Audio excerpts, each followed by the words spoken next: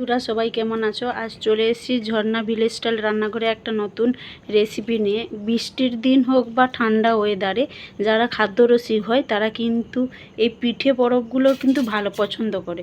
তো তার জন্য আজকে বানাবো আমি গুড় পিঠে। গুড় পিঠে বানানোর জন্য আমি এখানে আতপ চাল 250 গ্রাম আতপ চাল আমি 1 ঘন্টা মতো ভিজিয়ে রেখে দিয়েছিলাম। তো এই চালকে কি করে নেব, প্রথমে মিক্সার গ্রাইন্ডে ভালো করে ব্লেন্ড করে নেব। আমি এখানে আতপ চাল এবং সুজি দুটোই ব্যবহার করব। তো আপনারা চাইলে কিন্তু আপনারা শুধু চাল দিয়েও করতে পারেন। আমি এখানে আতপ চাল, সুজি এবং ময়দা দিয়ে রেসিপিটা করতে হবে। দেখতে থাকো পুরো ভিডিও। ব্লেন্ড করে নিয়েছি চালটা, একটা পাত্রে ঢেলে নিচ্ছি। দিয়ে দেবো 250 গ্রাম সুজি। এখানে আমি 300 গ্রাম ঢেলা গুড় ইউজ করছি, আপনারা চাইলে মিষ্টি অনুযায়ী সেভাবে অ্যাড করবেন।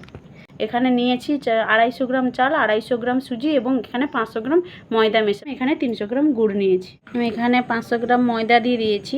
এবার ব্লেন্ড করে নেওয়া গুড়টা দিয়ে দেব, দিয়ে অল্প অল্প করে মিশাতে থাকবো যাতে ভালোভাবে মিহি ব্যাটার তৈরি হয়।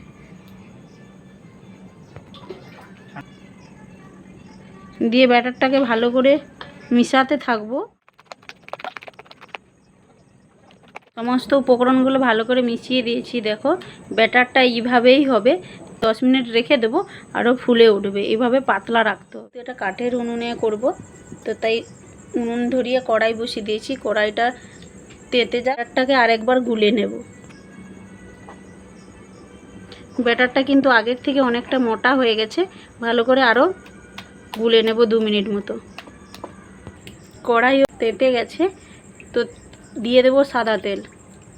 এখানে কিন্তু কড়াইটাকে ভালো করে গরম করে নিতে হবে এবং তেলটাকে প্রথমে ভালো করে গরম করে নিতে হবে, তারপরে কিন্তু হালকা আঁচে ভাজতে হবে। এবার ব্যাটারটা দিয়ে দেখব কতটাই হয়েছে। দেখো কত সুন্দর ফুলে উঠছে। হালকা লাল লাল করে ভেজে নিয়েছি। এইভাবে প্রত্যেকটা ভেজে নেব।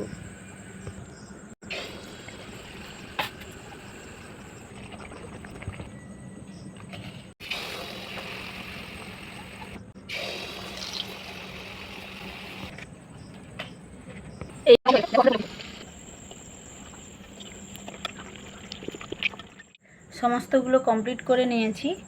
দেখো কত সুন্দর হয়েছে। তো যদি গুড় পেঠা এইভাবে বানিয়ে থাকো তাহলে কমেন্টে জানাবে, নাহলে একবার ট্রাই করবে, অবশ্যই ভালো লাগবে। তো যদি ভালো লেগে থাকে তাহলে চ্যানেলটাকে সাবস্ক্রাইব করে লাইক কমেন্ট শেয়ার করে যাবে। ভালো থাকবেন। কথা হচ্ছে নিত্য নতুন ভিডিও নিয়ে।